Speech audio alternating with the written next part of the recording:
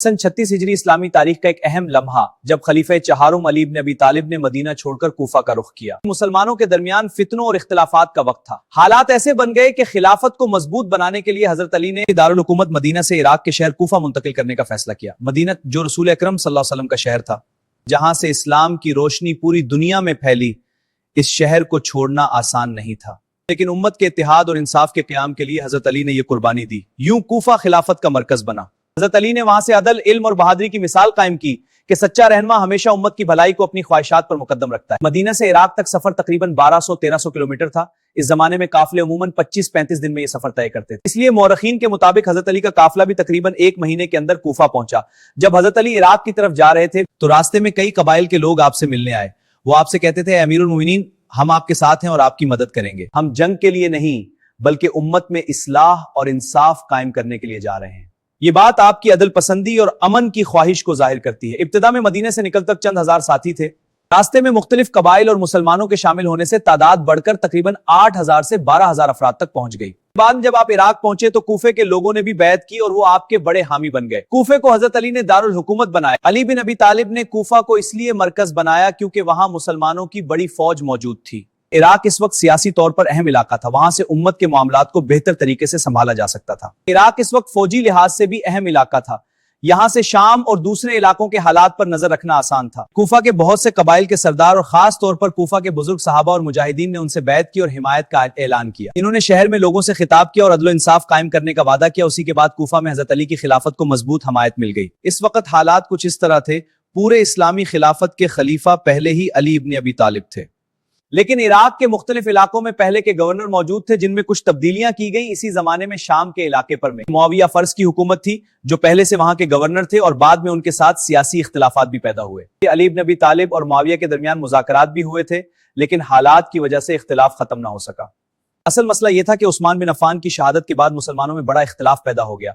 शाम के गवर्नर मुआविया का मुतालबा था कि हजरत उस्मान के कातलों को फौरन सजा दी जाए, जबकि खलीफा अली इब्न अबी तालिब का मौकिफ था पहले रियासत में अमन कायम किया जाए, फिर तहकीक के बाद कातलों को सजा दी जाए। मुज़ाकरात का बुनियादी मौजू था हजरत उस्मान के कातलों को सजा देना, खिलाफत की बैत का मसला, उम्मत में पैदा होने वाले इख्तिलाफात को खत्म करना। उसी मसले पर दोनों के दरमियान पैगामात और मुज़ाकरात होते रहे। जब बातचीत से मसला हल ना हो सका तो आखिरकार सन 37 हिजरी में बैटल ऑफ सिफिन पेश आई। ये जंग कूफा की फौज हजरत अली के साथ और शाम की फौज हजरत मुआविया के साथ के दरमियान हुई। जब दोनों लश्कर आमने सामने थे और मामला बढ़ने लगा तो अली इब्न अबी तालिब ने हजरत मुआविया को पैगाम भेजा कि आओ हम आपस में लड़ाई के बजाय कुरान और इंसाफ के मुताबिक फैसला करें ताकि मुसलमानों का खून न बहे। हजरत मुआविया का मौकफ यह था कि जब तक उस्मान बिन अफ़्फ़ान के कातलों को सजा नहीं दी जाती हम मुतमईन नहीं होंगे। दोनों का मकसद दरअसल इस्लाम और इंसाफ था, मगर मसले के हल का तरीका मुख्तलिफ था। जंग के दौरान जब बहुत नुकसान होने लगा तो शाम की फौज ने कुरान को नीजों पर बुलंद किया और कहा, आओ कुरान को फैसला करने दें। इसके बाद दोनों तरफ से सालसी तहकीम का फैसला हुआ ताकि जंग रुक जाए और मसला बातचीत से हल हो। सालसी के बाद कुछ अरसे के लिए लड़ाई रुक गई थी। यह वाकया बैटल ऑफ सिफिन के आखिर में पेश आया। फिर फैसला हुआ कि 2 नुमाइंदे मुकर्रर किए जाएं जो मसला हल करें। तारीख में मशहूर है कि अली इब्न अबी तालिब की तरफ से अबू मूसा अशारी और मुआविया की तरफ से अमर इब्न अलास, इन दोनों को यह जिम्मेदारी दी गई कि वो कुरान और सुन्नत के मुताबिक फैसला करें। दोनों के दरमियान पैगामात और सफीर आते जाते रहे।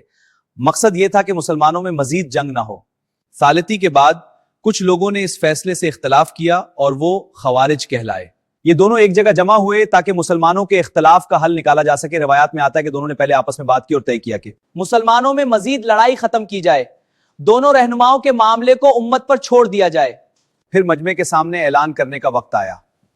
पहले अबू मूसा अल-अशारी खड़े हुए और कहा, मैं अली और मुआविया दोनों को खिलाफत से अलग करता हूं ताकि मुसलमान खुद फैसला करें। उसके बाद अमर इब्न अलास खड़े हुए और कहा, मैं भी अली को अलग करता हूं लेकिन मुआविया को बरकरार रखता हूं। इस तरह मजमे में इख्तिलाफ पैदा हो गया और मसला मजीद पेचीदा हो गया। इसके बाद मुसलमानों के एक गिरोह ने सख्त मुखालिफत की।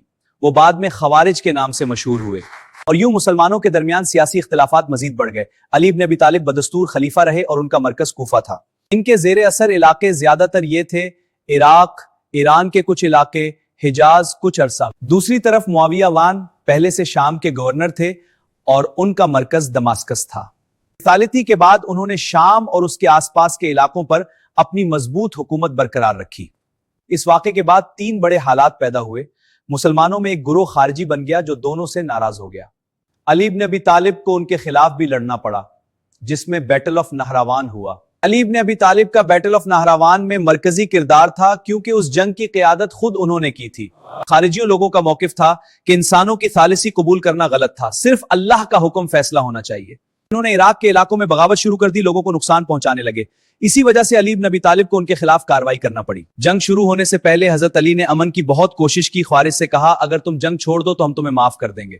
जो लोग लड़ाई नहीं चाहते वो वापस जा सकते हैं। इस बात के बाद हजारों खवारिज वापस चले गए, सिर्फ एक छोटा गिरोह जंग पर कायम रहा। जब लड़ाई शुरू हुई तो हजरत अली ने अपनी फौज को हुक्म दिया, पहल तुम ना करना जब तक वो हमला ना करें।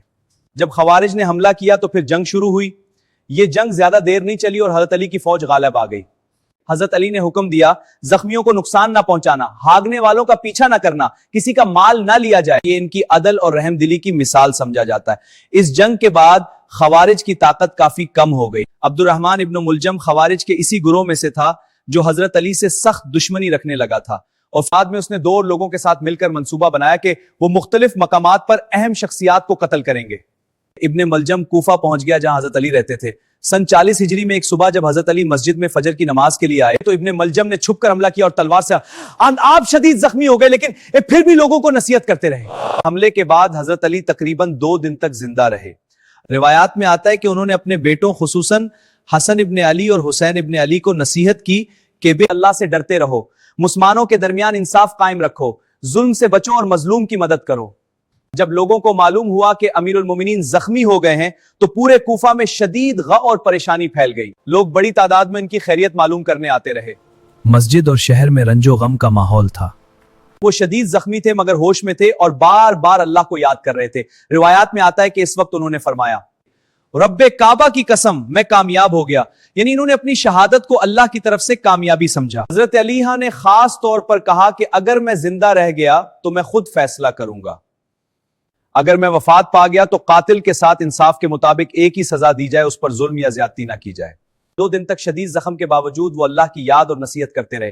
फिर 21 रमजान 40 हिजरी को कूफा में इनका वसाल हो गया। जब 21 रमजान को उनकी वफात हुई तो मुसलमानों पर बहुत गहरा असर हुआ, क्योंकि वो रसूल अल्लाह अलैहि वसल्लम के करीबी साथी, चौथे खलीफा इल्म, अदल और बहादुरी की बड़ी मिसाल थे, और मुसलमानों ने एक अजीम सहाबी और खलीफा को खो दिया। रिवायात के मुताबिक हजरत अली को गुस्ल दिया गया, कफन पहनाया गया, उनके बेटे हसन इब्न अली ने जनाजे की नमाज पढ़ाई। इस वक्त हालात सियासी तौर पर हसास थे और खारिजाइट्स के खतरे की वजह से यह खदशा था कि कहीं दुश्मन कब्र को नुकसान न पहुंचाएं। इसी वजह से फैसला किया गया तदफीन रात के वक्त की जाए, कब्र की जगह को कुछ अरसा तक मख्फी रखा जाए। अक्सर तारीखी रवायात के मुताबिक अली इब्न अबी तालिब को मौजूदा नजफ इराक के इलाके में दफन किया गया। बाद में इसी जगह उनका मजार मारूफ हुआ और आज भी दुनिया भर से लोग वहां जाते हैं।